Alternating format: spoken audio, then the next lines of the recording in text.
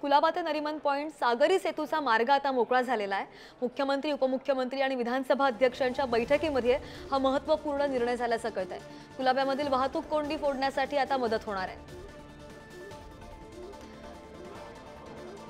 आणि अधिकची माहिती घेऊन आमचे प्रतिनिधी ओम देशमुख आपल्या सोबत आहेत। ओम, आपण पाहतो सागरी सेतूचा मार्ग मोकळा झालाय आणि नागरिकांसाठी कसा असणार आहे हा मार्ग, काय बैठकीमध्ये महत्त्वाचा निर्णय झालाय? श्रद्धा, दक्षिण मुंबईवर एक उपाय म्हणून या पुलाकडे बघितलं जात होतं। नरिमन पॉइंट पकडण्यासाठी श्री देवेंद्र फडणवीस यांच्या कार्यालयामध्ये एक बैठक झाली। या बैठकीमध्ये 1.6 किलोमीटरचा जो हा सेतू आहे, हा सेतू उभारण्याबद्दल चर्चा झाली।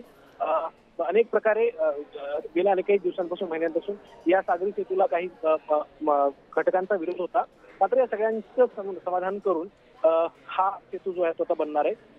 यापूर्वी नरिमन पॉइंट ते कफपेड असा या पुलाचा मार्ग होता, मात्र आता तो बदलून कुलाबा ते नरिमन पॉइंट असा तो करण्यात येणार आहे।